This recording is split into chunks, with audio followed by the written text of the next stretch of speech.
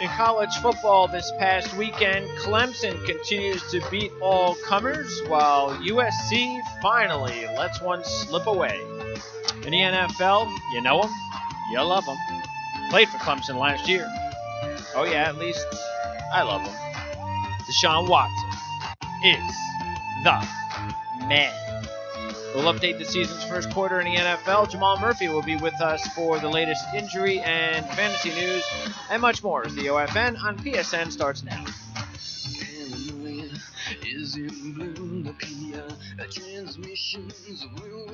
All right, it's Monday, October the 2nd, 2017.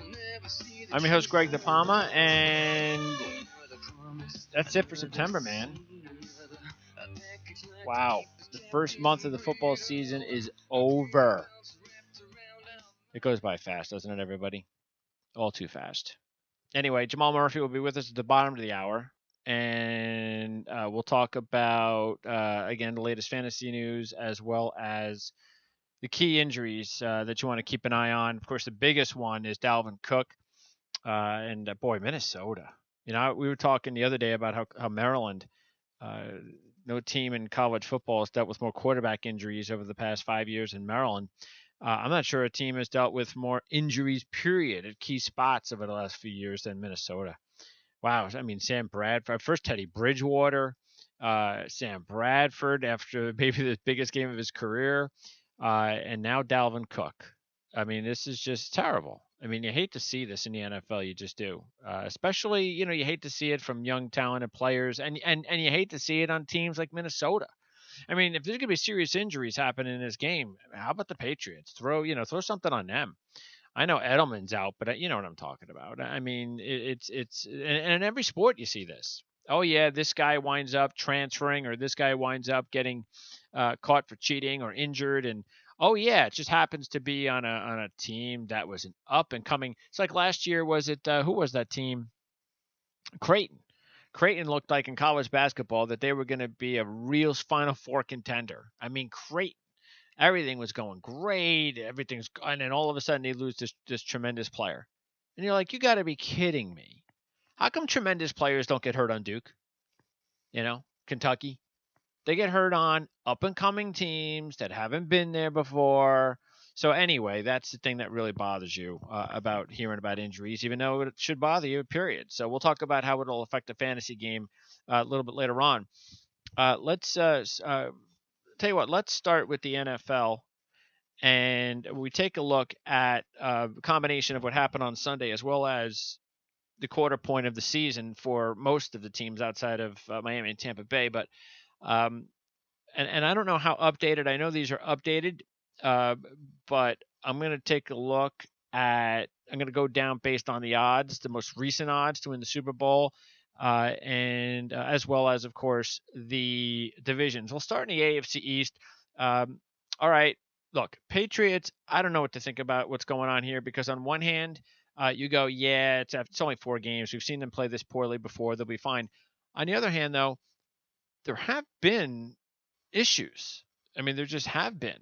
The defense, just I don't know how they fixed the defense overnight. I mean, the defense has just looked awful. And I mean, and they let Coney Ealy go. I mean, they could afford to let Coney Ealy go.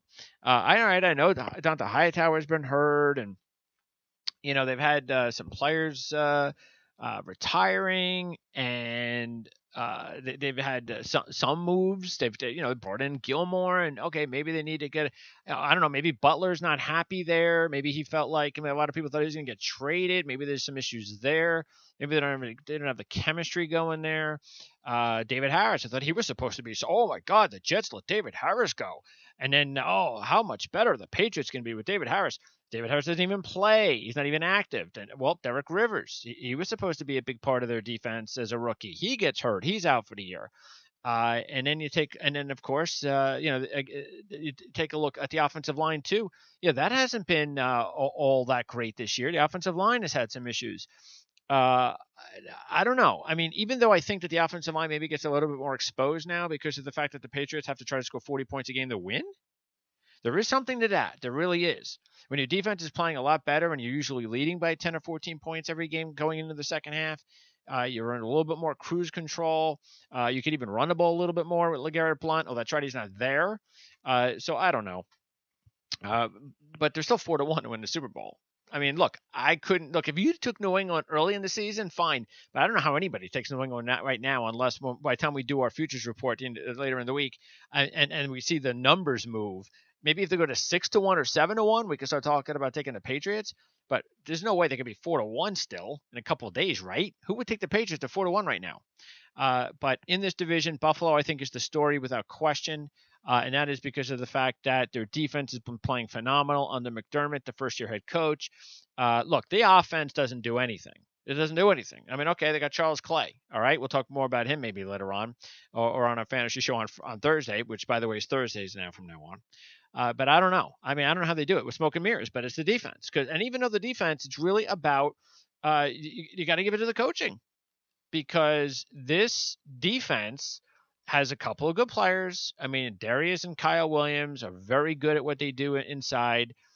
Hughes is a good player. I mean, and they've gotten contributions from players that nobody thought. Yarborough had a good preseason. He's followed that up into the regular season. But I mean, look, okay, Tre'Davious White. I mean, that secondary is definitely a big part of what's going on. Remember, we talked about Tre'Davious White during our draft process. We'll talk about him more on Wednesday's show with Dan Chanka, about how I know I mentioned I would much rather have Tre'Davious White towards the end of the first round than take any of those other corners early, because I really felt that Tre'Davious White was just as good as any of those guys from what I saw. And Dan Chanka did not disagree with anything I said about the talent of Tre'Davious White. So the Bills got themselves a big bargain by getting White where they did towards the end of the first round. He's a stud right now. He's going to be a very good player for them. Micah Hyde, I mean, they have done a good job. Now, a lot of people were going, oh, yeah, they got rid of Darby, and they're tanking too. Well, maybe not so fast. Maybe they realized that we have a little bit more depth in that secondary than people are giving us credit for. But I still think at this point it's way too early to start thinking of the Bills or even the Jets as teams that we need to start looking at as potential playoff teams, because the Bills offensively, it's not like McCoy's rushing for 150 yards a game. I mean, seriously, he had the one big game in the first game against the Jets. That's all he's done.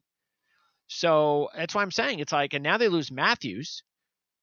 I mean, Zay Jones hasn't done anything, the rookie, and they don't have anything else. They got nothing else. Charles Clay. So they can't move, and they're winning games without their best linemen. So they're not offensively doing anything except Tyrod Taylor runs around and throws the ball to Clay. I don't know how that works over a long season, but you got to give them credit. It's working so far. And so good for them. As far as the Dolphins, I don't know what to tell you about the Dolphins other than I think that what's going on really, look, I don't think it's a Cutler thing, I think, or a Tannehill thing. I think it is the only thing I can look at it and say is first of all, as we said, that this was a team that could go either way. Sure, not make the playoffs, maybe surprise, and be better than people think. But I think part of the problem is the fact that they just have been all over the place because of the hurricane. I mean, no team has ever, besides Tampa, no team has ever had, that I can recall, missed week 1. And then week 2, got to go to the West Coast. And then go to the East Coast, Northeast Coast week 2 against your rivals. Then you got to go to London. And we're into October and we haven't played at home yet. So I can't really look. There's excuses for that, but then you also got to go, wait a second. They have done nothing. They have basically been shut out in back-to-back games. So yeah, there's something going on there. And the reason why I have to say it's a hurricane thing and a traveling thing is because I can't really explain it, because they're not that bad. Just like I can't explain why the Bills are able to win with that offense right now. It's not that good. It's too early, but anyway. And if you want to know what we think about the Jets, you can listen to the Jets show on Jets Confidential Radio on Prime Sports Network. Okay, so as far as the North, Pittsburgh. Wow. Pittsburgh, by the way, right now is the second choice at 8-1. And you can go ahead and take Pittsburgh all you want. I am far away from taking Pittsburgh and putting my money on this team. Last week with Tony Mejia on our Thursday NFL preview, we talked about the fact of not knowing exactly how Pittsburgh was going to respond because they didn't respond very good if there's a controversy against Chicago. And to tell you the truth, I don't think they responded all that great in this one. I mean, got Antonio Brown throwing Gatorade things all over the place, upset about one stupid play. They're winning the game. They're 3-1. I mean, am I missing something? I mean, the defense has actually played better than I've seen the Steelers defense play probably since they won a Super Bowl. The most complete team that I think they've had since that Super Bowl team. And yet, is there something wrong? Is that an underlying issue that we don't know about that happened last week? That also might have happened in the offseason with Ben Roethlisberger saying, I might retire. I don't know if I'm going to retire.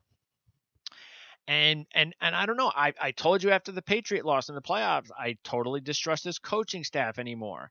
So look, this is one team that's 3-1 that I'm not buying in just yet. I just am not. I'm sorry. I'm not going to buy in right now. They beat Case Keenum's first start. They beat Cleveland barely, if you remember that game. Barely beat Cleveland. And then they win this game against Baltimore. And speaking of Baltimore, I mean, you take Marshall Yonda out of that offense, and they had a hard enough time with them. Without him, they can't do anything. I don't know what to tell you about Flacco anymore. I can definitely blame Marty Morningweg. I mean, I blamed him enough with the Jets. But look, they had some injuries along the defensive line, so the Steelers ran the ball against them. But it was just an ugly game. It was really more of Baltimore's offense doing nothing. So it's time to fire another coordinator, I guess, in season. I don't know. I really don't know. But in this division, we thought in the beginning of the season, well, Cincinnati, maybe they come back, and you don't know about Baltimore. Oh, interesting. And it's like this division is just not very good right now. And I'm not even talking about wins or losses. Just on the field, watching them play, this is not a good division right now. So I don't even know how Pittsburgh. I don't know. I don't know how anybody can get all hyper about the Steelers at this point. In the South, you have, yes, my man, Deshaun Watson. Thank you very much. So if you've listened to this network since our last season, in college football, you know that I picked Clemson to win the national championship after almost beating Alabama the year before. And when they got to the postseason, the playoffs, we felt really good about their chances, of course. They almost weren't. They were that close from not getting it done. But Watson brought them down the field and beat them and proved to everybody. Well, you know what? He didn't prove to everybody because not everybody believed in him. But I did. And you know what? That's me patting myself on the back. Because when you see special players, Tom Brady might not have this and that, and that's why he's going to get drafted where he's going to get drafted. Russell Wilson might not have this and that. That's why he gets drafted where he gets drafted. Even first round guys, but he may not have this or that. And I get all of that. But there are some players that I've been watching this sport long enough that I have a good feeling about certain guys. And I don't think I have ever said what I've said about Deshaun Watson before. So it's not like every year I go, oh, it's going to be real good. Or no. So that's why I bought into everything, or second and thirded everything that Dabo Swinney said about Deshaun Watson, because I saw it too. And yeah, does he have to improve in this area? Does he have to make sure he doesn't get hurt? Yes. There's a lot of things that are still we don't have a complete picture about him yet. But what we're seeing right now from Deshaun Watson is exactly what I thought that we were going to see. Now, I didn't know we were going to see it week 4 in his rookie season. But the fact that this is happening, matter of fact, last week on the NFL show with Tony Mejia, I mentioned that we were going over the games as we do every week. And I said, I can't even believe, what am I missing here? I said 2.5. Why is Houston getting 2.5 points in this game? I don't understand this. Somebody explained to me why Houston's getting 2.5 points in this game. And this is why. Because I'm sorry, I don't know what people were thinking, but remember we also did our futures report again and put more put more on Houston. I think we had them. I forget what we had them the first time. What do we have Houston at now in our futures? Let's see here, because I put more on Houston. We reference them as one of our two futures teams in our futures report that comes out every week. And I had Atlanta in there for a fourth time. I had Atlanta because Atlanta's been 12, 16, 12, and 10. And by the way, they probably win that game with Jones playing. I'm not taking anything away from Buffalo. I'm just saying on Atlanta's side, that just shows you take Jones and Sanu out, and that's a different team. But you take a look at Houston. We had them twice. We had them, and I waited, of course, until Deshaun Watson played a game. But after the Cincinnati game, we took him at 50-1 on September 17th. And couldn't believe that after the New England game, they were still getting 50-1. And so we put more on Houston at 50-1. So we've got Houston twice. Now, keep in mind, at 100, which is how we put it into the futures, that means that we have $10,000 right now on 200 on Houston to win the Super Bowl. What do you think about that? Not bad.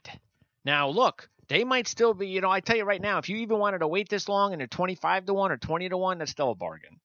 Because the way the Patriots are playing right now, the way the Steelers are looking, like I said, and what am I supposed to be afraid of Denver? I mean, okay, Kansas City. And we'll talk about that game in a little bit.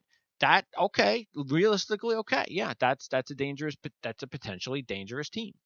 But I don't see any other teams that make me go, ooh, I got to worry about if the Patriots aren't going to be there. Okay, if the Patriots are going to play like this all season, sorry, but I'm not really worried about anybody if I'm Houston. So I will jump all over 20-1, 15-1, 30-1, whatever it is. Just be happy you gave me 50 twice. Okay. Meanwhile, Tennessee, look, Mariota got banged up again. We'll talk about him in a little bit. This is what we said when we were on the Jet Show a couple of years ago. The reason why I didn't want to trade up to get him. And the same thing that Deshaun Watson has to be careful about. You got to stay away from injuries. If you're not physically big, and you run around, and Mariota had 2 more rushing touchdowns, this is what's going to happen. They got to keep him healthy. And this is why I also couldn't believe that a guy like Mariota, you would have Matt Castle as your backup. I can't even believe Matt Castle is still in the NFL. I mean, why? You're not actually trying to win ball games if Mariota's out for a week or two, are you? Because you can't beat. I think the only team they can beat is Cleveland and maybe San Francisco. That's it. With Matt Castle, because he was terrible 4 years ago. I don't know what they're doing with that. But Tennessee proved once again, because I have said repeatedly that they are not going anywhere significant with Mike Mularkey. Okay, that's Mike Mularkey. He's basically their cutter.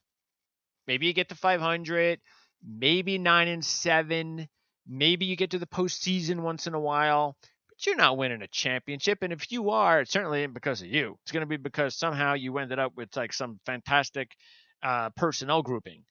But there's just no way that this coaching staff is capable of doing anything great for Tennessee. So maybe if they underperform this year, and who knows, maybe Sean Payton does become available, he goes to Tennessee. I still think that's a great spot for him. Or he can go to New York because the Giant opening looks like it might be there. And I know that's something that Giant fans would love. By the way, Jacksonville what did we say on the NFL preview show last week? First time they were a road favorite since 2011. Come on, Jacksonville shouldn't be road favorites over anybody outside of Cleveland. Sorry, the Jets aren't Cleveland. They're just not. No matter what anybody wanted to say, they weren't that bad. And as far as the Colts, look, I don't think the Colts are that bad either. Once again, if you throw Andrew Luck in there, they do not get destroyed against the Rams. They do not get destroyed against Seattle, but they have to get Luck back. If they get Luck back, I still think the Colts can do something, but we'll see. We'll wait and see when he comes back. They got to get him back if they want to be relevant this year. In the West, look, I don't know what's going on with Oakland. As the game was going on, I was starting to say to myself, it's either Carr or the offensive coordinator, but it's one of the two, okay, because something's going on here. This is too talented of an offense All right, you're supposed to have a really good quarterback, one of the best offensive lines in football. You got Marshawn Lynch, you got Richard, you have Washington, you got two good receivers, and you've even got Cordell Patterson now. What's going on here? Part of the problem is you can't keep throwing the ball to Jared Cook. I've said I have talked for years about what kind of a overratedly and to be overrated as a mediocre player is not a good thing. Okay. See, it's one thing to be called a star and be overrated, but when you're mediocre and you're overrated, which he is, he's an overrated mediocre player. And he proved that when he couldn't put in that huge drop in the end zone. He gets too many targets. When you target Jared Cook as often as you do, that means all the other guys on your team, they're not getting the ball. So I don't know whose fault that is, if it's the quarterback's fault or the coordinator's fault, but you have got to get Richard and you have got to get Patterson the ball more. They have got to get touches. They are breakaway speed threats. And I don't know why they're not touching the ball. And then you got Cooper's drops, Crabtree's inconsistent. So Carr comes out of the game and they're actually moving the ball better with a quarterback that couldn't hack it in Buffalo. I don't know what's going on in Oakland. I just don't. But it's not pretty right now. And Denver, there was nothing special about Denver. Denver was just lucky to play Oakland. And the Chiefs, we'll see tonight. I got the Redskins tonight. I don't have them to win the game outright. But hey, you know what? If you like the Redskins tonight, I'm not going to talk you out of it on the money line because I think that game will be close. I think the Redskins are in a good position right now to match up with the Eagles because the Cowboys are just look. The Cowboys, we'll get to them in a minute. They're not going to have a great season. I'm sorry, I don't see it. And it all started with Elliott. But this is a big opportunity for the Redskins against the Chiefs. And before we leave that division, the Chargers, Anthony Lynn is right now an embarrassment. Okay, that organization cannot get it right. Tom Telesco, for doing a pretty good job with personnel, has been awful at picking head coaches. They are just awful. I mean, they got nothing going on there. It's terrible. That team stinks. The whole situation stinks. That organization is a disgrace right now. Moving on to the NFC East, again with the Redskins. So they got the big game tonight. We'll talk more about that. I don't think the Cowboys are getting out of this mess. I just don't. This Elliott thing is going to haunt them all season. And I just, no way. Sorry. And I'm not saying that the Eagles or even the Redskins are going to do anything in the postseason and they're going to run the table and they're Super Bowl teams. I would put them under consideration. I mean, what were their latest odds? Philly was right now they're 25. Redskins are 40. I put them under consideration, but I need more time on the two of them. I don't see them as Super Bowl champs.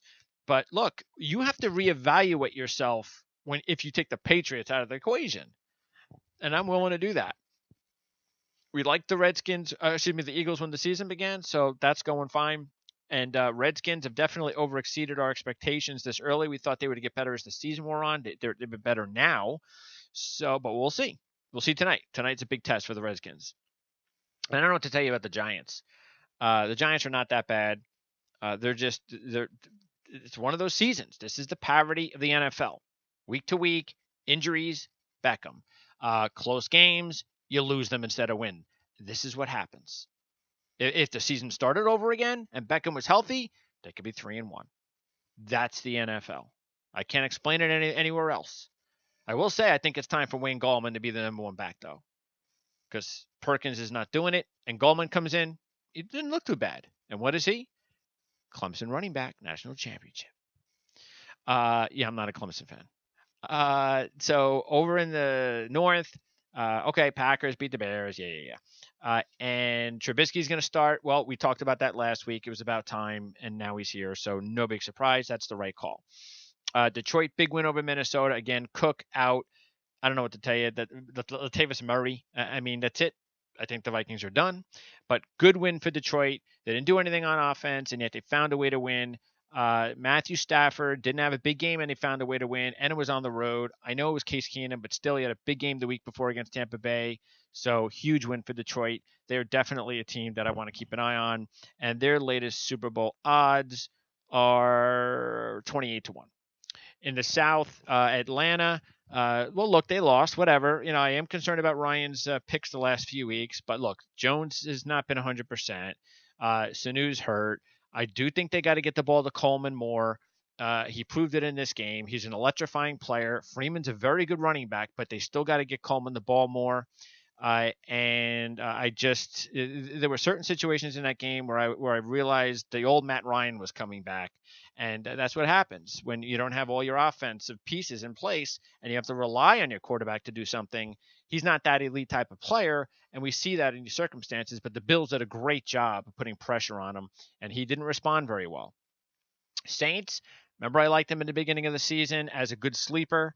And then I kind of looked like a fool after the first 2 weeks. Well, I don't look like a fool too much right now. They're 2-2. This is about what I hoped for. I thought the defense was going to be better, and it has started to play better now the last couple of weeks. So that's why it's way too early sometimes to judge teams. Even now, it's too early to judge them.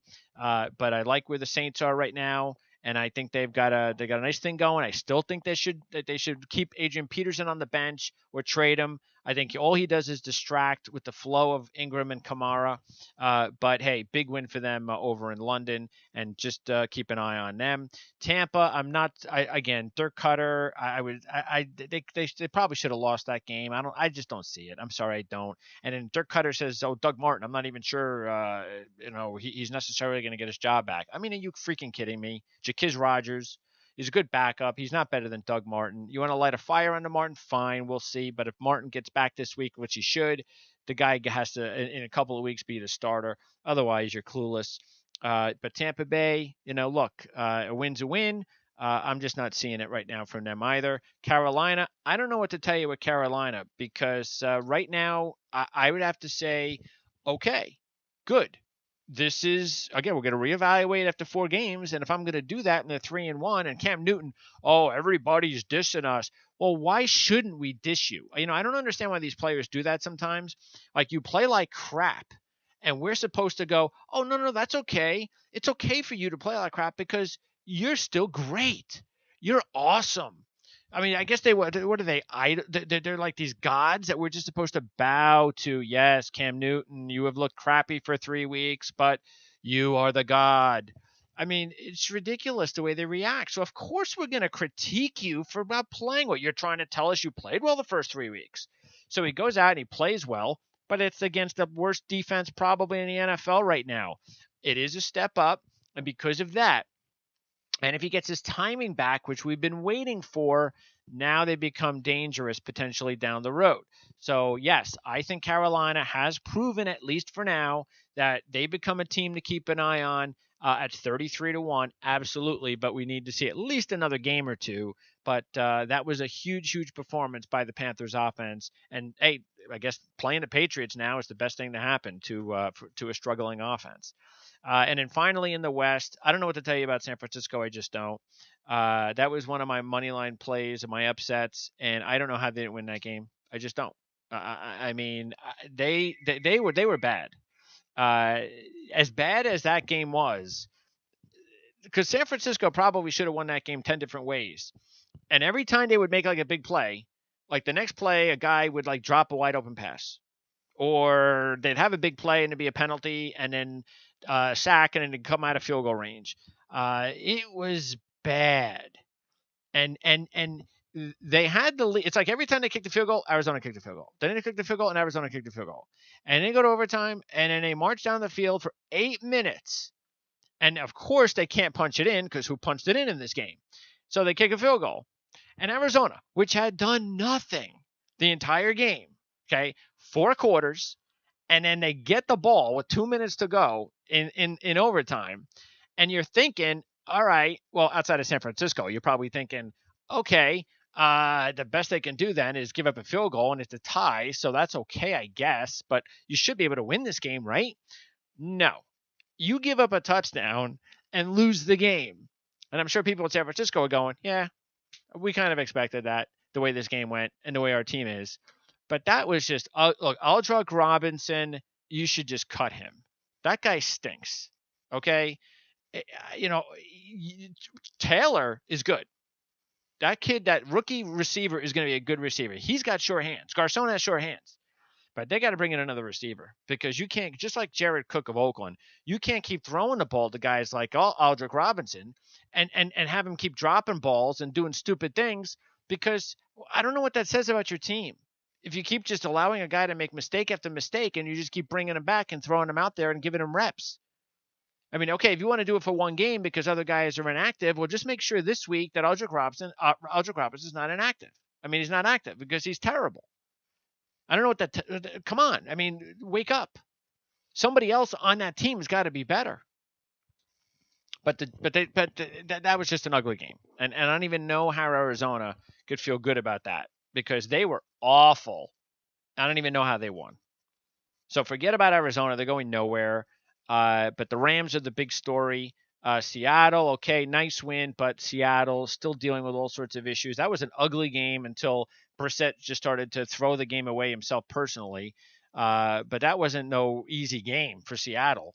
There's still some issues there. They're lucky they have Russell Wilson. That's all I could say. If they didn't have Russell, Dan Shonka said that many times. I mean, if that franchise didn't have Russell Wilson, they would have probably won 5 games in the last 5 years. That's how just bad that offensive line's been, and some of the talent's been, and even some of the coaching. Not Pete Carroll, but some of the other coaching. So, but Russell Wilson's there. It's the NFL. That's what you get. But no way is Seattle a Super Bowl team right now. But the Rams get all the props in the world, and I do think they're for real. They proved it. Even I didn't think they were going to win that game, and they proved it. We said in the beginning of the season that we thought they were going to be much improved. That based on what we saw in the preseason, that Goff looked good. We trusted McVay. They have Gurley. They brought in Watkins and Wood. We love Kupp. They brought in Whitworth.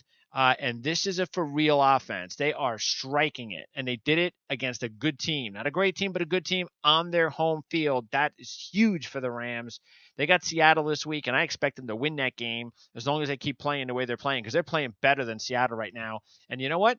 I wouldn't be shocked at this point if the Rams won that division. Because right now, and I think if the Rams beat Seattle this week, they're going to prove they're the best team as of next week. And I think it's for real. I really do. They got a long way to go. It's a long season, but I do not think this is just some sort of, okay, but they beat them, or yeah, but Seattle will eventually. This is the NFL, and crazy shit happens. And I really think that the Rams have what it takes talent-wise from what I've seen. They got talented football players, and now they got a coach that can put it together. Watch out. They beat Seattle, not Arizona as the potential sleeper in that division, but the Rams. All right, so we'll talk more about the NFL on our show on Wednesday with Dan Shonka, but we'll save all of our NFL talk for sure on Thursday's show with Tony Mejia when we go inside Week 5 in the NFL. But one more game to go with Week 4, Washington, Kansas City. Let's talk about that, and also talk about the key injuries and what that means to fantasy football. As I welcome in Jamal Murphy to the show, our chief fantasy analyst over at Ourlads.com. So Jamal, fresh off the game in New York, New Jersey for the Jets over Jacksonville, and a very big performance by one of your own players, Bilal Powell. Yeah. I mean, we kind of predicted that ahead of time. That's right, we did. That Forte, this time due to injury, finally cleared the way for what we all kind of wanted in the first place, was Powell to get touches. He proved it last year that he could do a lot with those touches, and he finally got a chance and produced big time. And not only him, you had Eli McGuire for the Jets, who also produced. Yeah, and that was we've been very excited about what we've seen from McGuire in the preseason, but to have the big run, and we knew Powell was a home run hitter, but to expect that from McGuire as a rookie, that really not expected, but that was huge. They had a huge game. So the question then is, with Powell, you have to buy in. I mean, if you see a guy like Powell, that's somebody, because I'm sure a lot of owners picked him up this week. So you would have to believe that there are going to be some owners out there that I don't think a good percentage of them, but I think there should be a percentage of them that are saying to themselves, hey, maybe I can get a sucker to buy into this Powell thing this week. And if you can get that owner that actually doesn't believe in Powell, man, I'd go for it. Now, again, in every league, I would just say, hey, you know what? Would you be willing to trade Powell? I would just ask him. Yeah, I mean, why not? I mean, Powell was kind of, he was expected to be the number one guy with the Jets, even with Forte there. People knew there probably would be a little share but Powell was going ahead of Forte in most fantasy drafts, probably like a mid-round guy. Um, so he was definitely on the radar, but the fact that he got so little touches the first really 3 weeks, um, alarmed a lot of people. And you're right, people did start dropping him. So he was available coming into this week, and then once Forte got injured, I think people really figured that Powell would be the guy. But the problem is for fantasy owners and Jet fans, Forte it's a turf though. He probably comes back at some point, and what are they going to do then? Yeah, well, that's the thing. I think that I would hope that, but then again, you don't know what Todd Bowles because he seems to favor old, decrepit players that you just Right. don't know. I mean, but you would hope that maybe you use that to your advantage when you talk to an owner and hope that that's what they're thinking. That they're thinking, no, this Right. isn't going to continue. Forte will be back. Oh, you want Powell? Okay, I want this guy, and you go, okay, I'll give you that guy for Powell because we would hope that Powell will get the reps. And if he does, I don't think what we saw this week is just going to be one of those games. I'm not going to say they're going to rush for 260 yards every week as a team, but yeah, right now Powell is a bona fide starting running back in fantasy football as long as there's no Forte involved. Yeah, no question about that. And then on top of that, you got McGuire. So if Bowles just goes with what worked this past week, he goes with the younger legs. Powell, he's not all Yep. that young, but younger than Forte. But McGuire, the rookie, he really showed and proved that he can handle about 10 to 15 carries a game. Would you pick him up? Add some. Would you pick I would pick him McGuire up up. as a I bench think. guy? Yeah, I think you pick, especially right now. Especially if you need running back help. The bye week start this in week 5, so this coming week the bye week start. If you need help, immediate help at running back, I would definitely pick him up. I think he'll get 10 to 15 touches again next week before Forte comes back. I don't think Forte will be back next week, but then when Forte comes back, it gets a little murkier. All right. Speaking of New York running backs, what about? I tell you what. I didn't really. I don't think anybody saw much of Wayne Gallman in the preseason. So as a rookie, and you kind of figured, all right, and the Giants' offensive line stinks, and it's not like he had a Powell or McGuire game. But when Gallman, it's interesting. As soon as Gallman started to run the ball, boy, it was just a difference. It was like Gallman is more of just a straight ahead. I'm not thinking. I'm not cutting. I'm just running, and that seemed to work. So I wonder, and again, I'm not going to blame Perkins, but I just wonder with the Giants situation right now, the way they're constructed, that maybe Gallman is better off as the starter. I think he's worth picking up. I don't know if I would start him, but I definitely think he's worth picking up and waiting to see if this team gets any better, and then maybe he can start, maybe as a backup, as a fill-in every once in a while until maybe he develops. Who knows? Yeah, no, I absolutely agree with that. I think that you have to pick them up now. Running backs are at a premium in all size leagues. So once you see one with promise, you pretty much have to take a chance on him. And this guy, I mean, he ran for 42 yards and 11 carries, caught 2 passes on the 2 targets. And I'm gonna go ahead and blame Perkins. I watched a bunch of Giant games this year, and when Perkins gets the ball, he's very tentative, tiptoes Yeah. around, Yeah. doesn't hit the hole. I know their offensive line is horrible, but I mean, you got to give him a chance. I mean, Darkwa was playing better than Perkins. He was at least running hard. So you get somebody who runs hard up in there, it gives you a little bit of a chance. And Perkins, he might have, he has the injury now, so he's going to be out probably at least a week. And I think he might have lost his chance to carry this running back situation for the Giants. Yeah, I mean, we've been doing this for so long. I don't get it. In a way, I kind of do, but I don't get amazed anymore when I see injuries. A player comes in, does better, and you go, why didn't you give him a chance? Why was it an injury that it took you to play a guy that clearly deserves to be playing? And then you realize it's because of this stupid practice nonsense. It's because these coaches see in practice, they just don't see enough of a guy in practice, and they think, well, this other guy's practicing better, so he deserves a shot. Well, okay, fine, but don't you think the other guy deserves at least a shot during the game if the other guy is struggling every once in a while? And we never would have saw Gallman. Right, and then maybe they wouldn't be 0-4. Who knows? I mean, that's a big statement, but still, I mean, the Giants should have tried something much earlier than this. Wait till the fourth week to give a fresh running back who runs hard a chance. Perkins, you could tell the first couple of weeks that he just wasn't confident enough. I guess. I mean, Yeah, I don't just know what's not going on assertive there. enough, Yeah. not getting it done. So the Giants, they have no one to blame but themselves for this start. All right, one more running back before we get to the two big running backs in the news this day. Alex Collins. Just quickly, what do you think? Is he should be worth being picked up, right? Even though the Ravens' offense is dreadful at this point, kind of like the Giants. Wouldn't that be same situation? Even though they have Allen and they have West, so it's kind of you're not sure what's going on there. But see, I think Collins makes sense for the Ravens because he's a faster running back. He gets to the hole faster. And I think that kind of a change of pace kind of guy compared to the other two guys that are more power runners, especially West, seems to work for him, at least in Baltimore. Yeah, I think he's worth a pick up a risk if you have the room. I think it's less clear what's going to happen in Baltimore. Baltimore's been a mess the last two games. They have two at least relatively healthy running backs in front of him. So you just don't know what's going to happen. It's almost like the Seattle situation. You just don't know.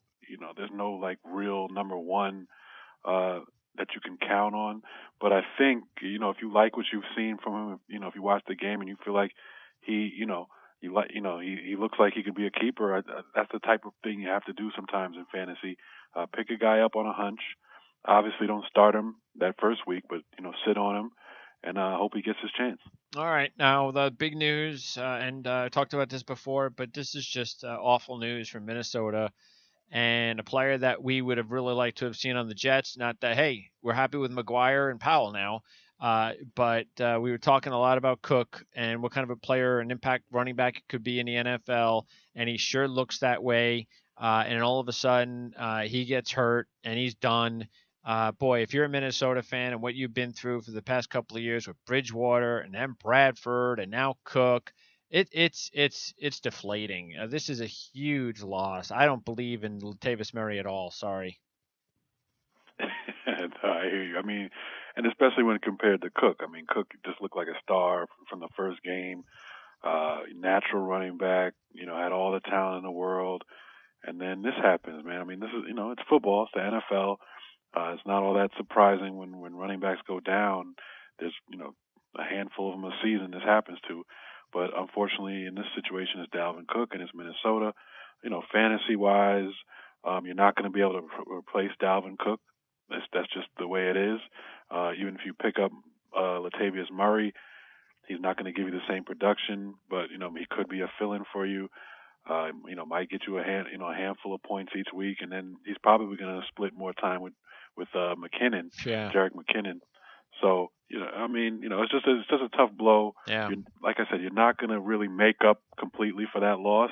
You just have to do what you can and work with it piece by piece. By the way, speaking about a running back and a team that really needs somebody that has a little bit of pop in their step, I was talking about the Raiders before. And of course, Carr, I don't know, it doesn't sound like it's anything major serious, so that's huge news for them. But still, there's something going on with that offense, and I don't know who to blame. I was very critical earlier about way too many targets for Jared Cook. He is so overrated. He's an overrated, mediocre tight end. Is not a good player. He gets way too many targets, and there's no targets for Cordell Patterson, who's a game breaker. They don't even try to make Jalen Richard a running back when the guy's got explosive speed. They've got two fast, explosive guys on that offense, Patterson and Richard, and they never touch the ball. Yeah, I mean, there's no question that there's some issues going on there. I mean, just 2 weeks ago we thought Oakland was unstoppable, and it looks like it's only going to get worse because I'm just seeing right now on the wire that Carr is going to be out 2 to 6 weeks with some sort of spinal fracture. Oh, so they're saying it's a little bit more worse than originally expected. Okay, well Yeah, earlier that's today they were saying they thought he'd play Sunday, and then all of a sudden I see right now They're saying he's out. He's definitely out next week. They're saying E.J. Manuel's the starter. So, I mean, Wow. Amari Cooper was already a huge disappointment. Oh yeah. You had another game last week where he didn't do anything. So now you got E.J. Manuel in instead of Carr. You might even want to think about benching Amari Cooper next week. I mean, if he wasn't producing with Carr, I don't know, what he's going to do with E.J. Manuel. Yeah, they need at least, you would think that you're pretty much anybody, right? Your skill guys on Oakland all need at least a week to find out if Manuel can play, because he played well. So the Right. question is, was that just because he wasn't thinking about it? But now he's got a week to think about it and stress Right. out over it. We see that a lot with people who come in out of relief off the bench. Then there's time to prepare on the opposite team, and they look at film, and then all of a sudden they go back to being the player they always were. Or is Manuel actually is he stepping up for the first time in his career? New location, new coaching staff, new personnel. So we need at least a week, maybe more, to find out before we start putting in even Crabtree or Cooper, right? Yeah, I mean that's the way I feel. It's interesting you mentioned Cordero Patterson because he actually looked for Patterson a lot when he came in relief against Denver on Sunday. Okay. So maybe he'll get other guys involved. Different people have chemistry with different Yes, guys. Maybe good point. Patterson is a guy he likes to throw to. So that things might change. But regardless, I agree with you. I think you got to wait a week and see. Obviously, if you don't have many options and you have Amari Cooper, you have to play a guy like that, or Sure. even a Crabtree. If you don't have a solid person to put in instead of him, then don't do it. You're just gonna have to weather the storm. But if you have a viable option, Who are they playing? I think you know, you stay away from those guys. Good question. Let me see. And by the way, with Patterson, I think what happens there is that you get guys that, and I think we saw this with Petty last year, is you get guys that maybe are used to playing with guys in practice who are the backups, Right. and they get accustomed to playing with those guys, and so they feel a little bit more comfortable, and they see them on the field, and they go, I want to throw to him. And so, yeah, we might. So that was a good point, that maybe we'll see him spread the ball around a little bit more to guys that maybe they should have been spreading it around to in the first place. So yeah, and lucky for them, they play Baltimore this week. So that could be ugly. The way Baltimore has looked the past couple of weeks, that might be a godsend. But you never know. It's the NFL. Anything can happen. Baltimore might come out like world beaters next week. All right. What about the other running back news and Chris Carson? Because I actually had Thomas Rawls on my other fantasy team, and to tell you the truth, if Carson was healthy this week, I think I was about to give up on Rawls because he wasn't even active for Eddie Lacy, and we've talked enough and slammed Lacy on this show, on our fantasy show, and I've slammed him enough for the last couple of years. I don't know what that's about. I don't know how you get behind Eddie Lacy on the depth chart. I just don't. So what happens now? What's the status, first of all, of Carson? I mean, Carson is gone. Broken leg. They said okay. They put him on the IR. On the field they said it looked gruesome. When I was watching the game last night. So he's done. But the thing is, we just don't know what's going to happen in Seattle. I mean, maybe Pro-Size. He's around. J.D. McKissick. I mean, McKissick. Come on. Yeah, who played very well yesterday. Had a touchdown catch. Looked good out the backfield. I mean, if I'm Seattle, that's I'm giving him reps. But they have so many guys, Rawls. I mean, who is it going to be? We have no idea. That's another situation. You might want to wait a week and see what comes of that. For me, I had a chance to pick up either Rawls or Pro-Size or Lacy, and I just decided to stay away from it because I don't know who's going to get the touches. Yeah, and we still don't. So, and we may not for a little while, because but who would you do though? Would you go Pro-Size or who would you take? Lacy, Rawls, McKissick, or Pro-Size? Your first choice.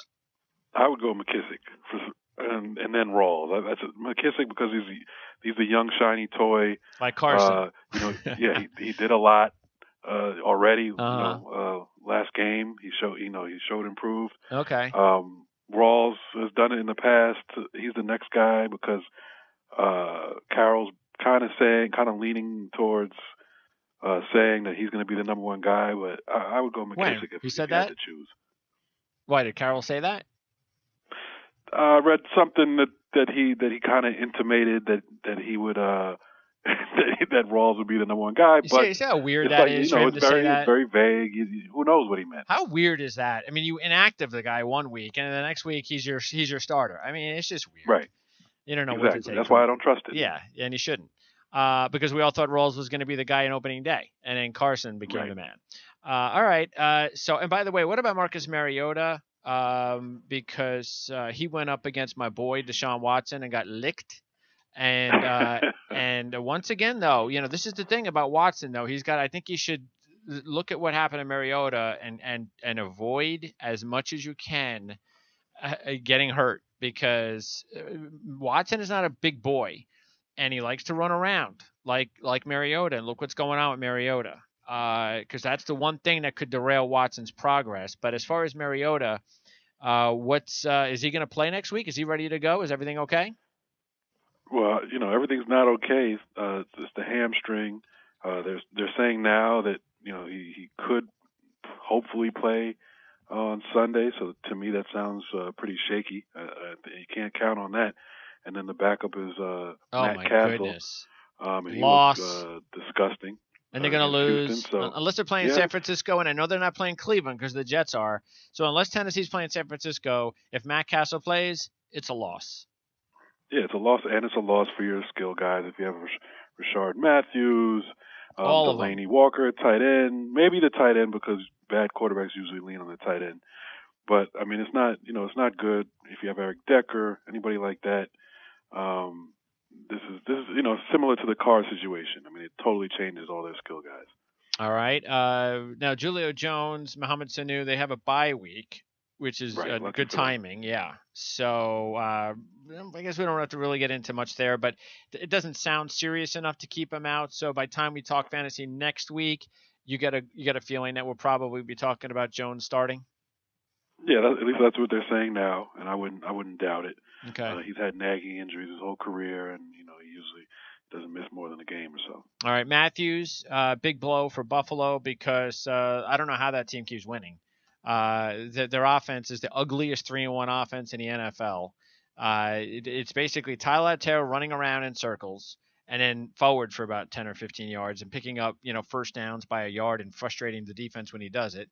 And then Charles Clay running. I don't know how you don't cover Charles Clay when they got no other receivers, but he's able to get open. So Charles Clay, I mean, he's got to be a starter right now because he's the one guy that's doing it. Even McCoy hasn't had a great game since the Jet game. Right. And Clay, I picked up in the league last week on the waiver wire. Played him. He was very productive on Sunday, so I'm keeping him. Sure. Keeping him around because I have Jordan Reed from Washington, and you just can't count on him staying healthy. He plays tonight. We'll see if he plays tonight. But yeah, Clay's a guy. I mean, he's solid. More than solid. I mean, he's a very good player. Yep. And on that team, they have no other weapons. No. And Tyrod Taylor, not the best passer in the game, so he loves the big target. So as long as Clay stays healthy, he's going to be a big part of that offense. Yeah, well, can't wait for Buffalo and the Jets again, because this time Jamal Adams will be covering Clay. We'll see about that, Clay, Mr. Clay. You're right. All right. Anyway, before I move on to the game tonight, what about kickers? Because kickers went off this week that aren't the premier kickers in the league. So if you had a choice of Hauschka, Mr. Hauschka, who kicked a 55 and 56-yard field goal at 17-17 to win the game, who loves kicking the 50-yarders, and anything underneath that, he's Mr. Inconsistent, which is the reason why Seattle got rid of him. Then you have Zerline, who came out of the gates as a rookie kicking 60-yarders and such, and everybody thought he was going to have a great career. And then he disappeared for a couple of years, and now he's coming back, like the whole Ram offense. And with that Ram offense exploding and him kicking 7 freaking field goals, watch out for him. And then he got Jake Elliott, who kicks a 61-yard field goal one week, and then the next week he goes 4 for 4. So these guys might be all available. Yeah, and I love Zerline. I picked him up a couple of weeks ago, haven't dropped him, and I'm a person who doesn't value kickers. I usually drop him each week. Zerline I love. I mean, he's been consistent. Like you said, he has a big leg. But also it's that Rams offense. It's they're going to be they're going to get in the red zone consistently. They may, against a very good team, they may have trouble getting in the end zone sometimes, not recently, but against a good defense, that might be an issue. But they're going to move the chains. They're going to get, within the 30-yard line of the other team, and Zerline's going to get chances. So, and he's been capitalizing. So I'm huge on Zerline. I go with him. All right, I'll keep that in mind. I might, even though I have Bryant in my one league, and I picked up Suck Up in this league. He was good last week, and then of course, because of all the craziness of that Tennessee game, he didn't even get a field goal off. He's a good kicker, but might be better off looking at one of those other guys. All right, especially Zerline. Is Zerline available in our league? Probably not. I probably have him. I think I scooped him up in every league. Oh, in every league. All right, there you go. Not every league. Well, if I have in a couple leagues, I have like Prater, somebody like that who's been good also. But okay. I at least have Zerline in 2 leagues. I'm not sure which 2. All right. And then finally, tonight's game. So, first of all, from the Redskin perspective, you mentioned Reed. So, what's up with Reed? And then you got Doxson, and he finally had a big touchdown. And Kirk Cousins is coming off a big game. And then, of course, the running back situation with Thompson going crazy, and P. Ryan is trying to make a name for himself. So, and then we're waiting for Pryor to develop some chemistry. So what's going first with the Redskins? Yeah, I mean, the Redskins will be interesting. You start with Kirk Cousins, the quarterback. He's been okay this year. I think, owners and the Redskins themselves are, looking for a little bit more. We'll see if he can create some kind of chemistry with the wide receivers who you mentioned. Pryor hasn't gotten off yet. None of them really have gotten off. Deshaun Jackson is probably is getting the most points out of all of them, most fantasy points. So we'll see there. But it's a tough atmosphere at KC. It's usually, very, very tough defense at home. So it'll be a tough spot for them. And can Chris Thompson at running back, can he continue what he's been doing? He's been one of the best fantasy running backs out there so far. I'd be shocked if he can keep it up. But if he can produce tonight, he might be a bona fide keeper. So. Yeah, I mean, for the Redskins, a lot of guys. Also Kelly, like you said, P. Ryan. It'll be interesting to see what happens there. On the first and second down. But so there's a lot to look at for Washington tonight. All right, and for the Chiefs, I'm sure everybody has got their eyes on Hunt, who's the player of the year right now in fantasy football. And of course, Tyreek Hill is also a game breaker. Travis Kelce is a big player, and then you've got that Chiefs. You got Alex Smith, who's been one of the top fantasy quarterbacks in the league. Yeah, I mean, they basically have a big 3 fantasy-wise, and I guess, real football-wise. When you think about it this year, Alex Smith, Kareem Hunt, and Tyreek Hill have been carrying them and carrying people's fantasy teams so far. I can't, we know we've seen Alex Smith. We know who he is. I mean, are we believing that he's, all of a sudden as prolific as he's shown? I'm not a huge believer in that, but we'll see. Washington doesn't have a great defense, so he should probably be able to continue what he's done so far this year. Kareem Hunt, I have no question he's fine, barring injury. Let's pray for him because running backs have been going down like flies. Yeah. And Tyreek Hill, he's been Alex Smith's main weapon besides Hunt. So it's really just those 3 guys. And Kelsey's been a little bit of a disappointment, but he's capable of big things at any time. All right, Jamal. So you have 3 fantasy reports that you make available at ourlads.com each week. The first one comes out when? Tuesday or Wednesday? Yeah, tomorrow. The waiver That's wire. That's the waiver wire. Okay. And then later in the Right. week, you have your start of Sid'em and you're also the injury reports. And then, of course, you also do one for USA Today that gets posted on Thursdays or Wednesdays? Thursdays or Fridays usually. Oh, Thursdays or Fridays. The deep sleepers. Okay. All right. So we'll look out for all that as always. And then we have our new day and time this week on our fantasy show with Dan on Thursdays at 6:30. So we've been switching around, which is good. We used to do like Friday at 5 a.m. And then we keep getting a little bit later. And now we've moved it to Thursday at 6:30. So that's good. That's good for that's more my style right there. 6:30 p.m. I like that. All right, sounds good. So thanks, Jamal. Thanks for the interview earlier today on Jets Confidential Radio. You were again at the Jet game, so I know you had a long day yesterday, but at least it was worth it. with the Jets winning. And you're going there, I guess. When are they at home again?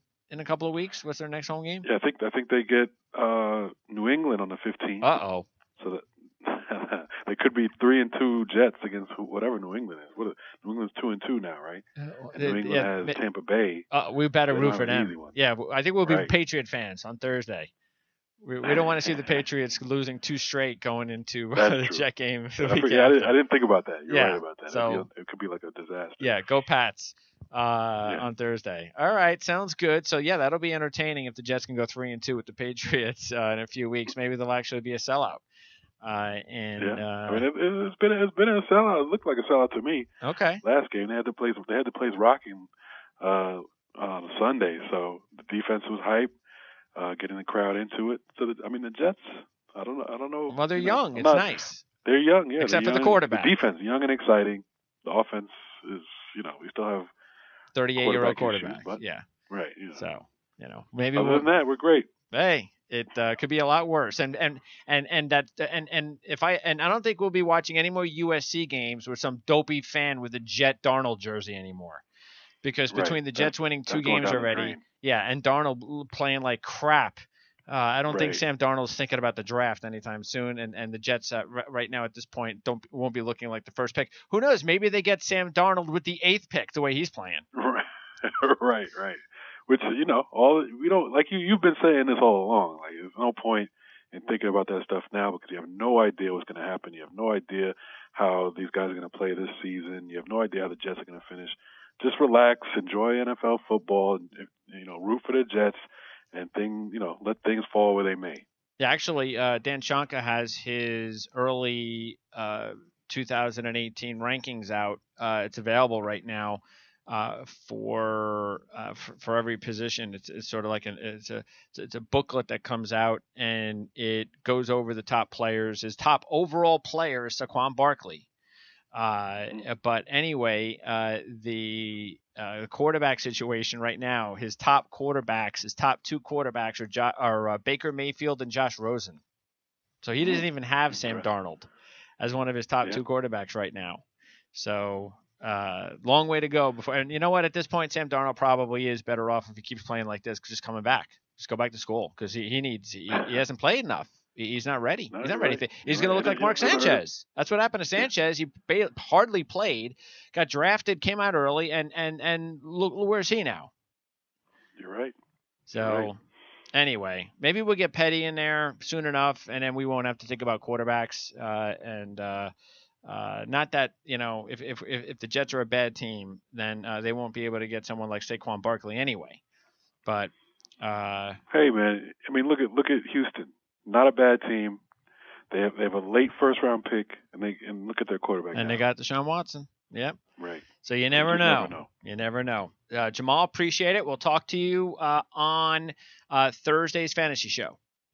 Sounds good. All right, man. Appreciate it. That's Jamal Murphy. You can check him out at Blockatologist. That's his Twitter handle, and he's here every Monday for our fantasy segment. Just quickly in college football, Washington State was able to bury USC. What I mean by bury USC is we talked about this last week on the college football show that it would not be surprising to see USC lose this game. And they did. That doesn't mean that I don't think USC can still win the national championship. But the question is, will this loss wake this team up? Or because if they play like this the rest of the year, and it's not like they play terrible, but they just are not playing like we saw them play at the end of last year. So if they play like this and they don't get that juice going, then they're not winning a national championship. So forget it. But Washington State, look, the timing, Falk Sr., Jamal Morrow had a fantastic game. Mata Afa is an excellent defensive lineman. We're going to talk about these guys on Wednesday with Dan Shanka. I'm going to get his take on these players. But Washington State is having a great season now, but they got to go on the road. I think most of their games are on the road the rest of the season. So we'll find out if they are a true Pac-12 sleeper or not. Maybe we should take them out of sleeper and talk about contender. But we'll see. Still a long way to go. But for USC, boy, they can still get it going. They could still get to the playoffs. But now, can't lose another game. Clemson just keeps beating anybody that they play. So it is looking more and more likely that Clemson is going to be hard to knock off because even if they lose one game, That probably is not enough to knock them out of the championship situation.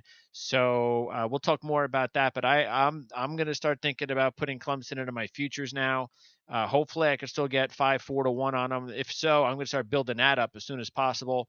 But that was a big win. They just had no problem with Virginia Tech on Saturday night. And Georgia was a team we did add to our futures last week, and we're glad we did because they are just looking awesome right now. It looks like we could have a Georgia-Alabama SEC championship game, and if Georgia can win that game, they will be in the playoffs. Eason came back for a few reps in the game against Tennessee. That was important. I still think when he's ready to play, he has to play. Okay, Fromm he's doing a good job, but he's not ready. He's not where Eason is. So once you start playing better teams, bigger spots, you're going to need Eason. So I know people are going, well, but you're undefeated. But come on, what are you telling me that they wouldn't be undefeated with Eason right now? Come on. The defense has been carrying Georgia right now. They don't have a superstar, but they have a lot of good players.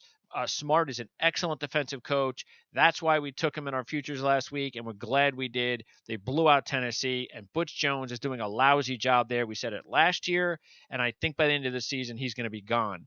Speaking of coaches that are going to be gone in the SEC, Ed Orgeron's a nice guy. He's a great recruiter, but he's not a good head coach. And everybody is seeing that firsthand at LSU, and somebody needs to tell me how in the world LSU, as we talked about this with Dan Shonka before, can't find a quarterback. But their top player, Geist, did not play the running back, and they suffered for it because LSU's defense allowed Jordan Chunn, a good running back, and I'll talk about Chunn on Wednesday as well with Dan, good running back, but you cannot allow Jordan Chunn from Troy, if you're an LSU defense, to rush for 191 yards. Unforgivable. Wake Forest, I don't know how they lost this game. They had 17 tackles for loss and 5 sacks against Florida State. Last week on the College Football Show, we told you how it's not just the fact that they lost Francois. Yes, Blackman is inexperienced and he's not ready to play, but the offensive line is terrible. The offense is going nowhere with the combination of the offensive line issues and the green quarterback, and we saw it against Wake Forest. If Wake Forest is ever going to be Florida State, this was their opportunity, and they blew it. So that was a tough loss for Wake Forest, but that defense dominated Florida State, and they still lost. This is not going to be a good season for Florida State. They're going to lose at least a couple more times. Just imagine when they play Clemson's defense. And also, Bryce Love, we talked about him on last week's show with Dan Shonka. 301 yards rushing and 3 touchdowns in the win for Stanford over Arizona State. And Dante Pettis, it's time to put Dante Pettis into the top Heisman category, as Dante Pettis had a big game. 3 more touchdowns for Dante Pettis in their win, over their blowout win over Oregon State. So that'll wrap it up for our show here on Monday. We are going to have our NFL coverage, as we talked about, on Thursday with Tony Mejia, including our fantasy coverage. So every Thursday it's NFL coverage followed by fantasy coverage. And then on Wednesday we have Dan Shonka. On Friday it's our college football show. So that's our Ourlads Football Network coverage for the week. We don't have anything going on Tuesday, but everything else, Monday, Wednesday, Thursday, and Friday, we're right here with the Ourlads Football Radio Network. Also tomorrow, by the way, we might have our NHL talk with the season starting on Wednesday. We'll have some tennis talk on Prime Sports Network and some Washington Nationals talk getting ready for the Major League Baseball playoffs. But that's later in the night on Prime Sports Network. But on the Ourlads Football Network, we'll see you again. And by the way, we'll also have our NASCAR show tomorrow on the Prime Sports Network. But Wednesday, when we see you next, it'll be Dan Shonka for our show at 4 o'clock. We'll have a lot to cover. A lot of these players I just talked about in college and in the pros to go over, including discussing, as I mentioned before, the new booklet that's out for the 2018 NFL Draft. So that's ready right now. If you want to go ahead and order that, go ahead and order it. It is available over at ourlads.com. Don't forget to follow us on Twitter at PrimeSN. That's the best way to follow us for on-demand announcements whenever the shows are ready, and anything else regarding the Ourlads Football Radio Network, including when our content is posted at ourlads.com. And also, don't forget that ourlads.com is the best place for NFL and college football depth charts in the business. For Jamal Murphy, I'm Greg DePalma. Thanks for tuning in to the Ourlads Football Radio Network on the Prime Sports Radio Network. We'll see you again on Wednesday. Enjoy the game tonight.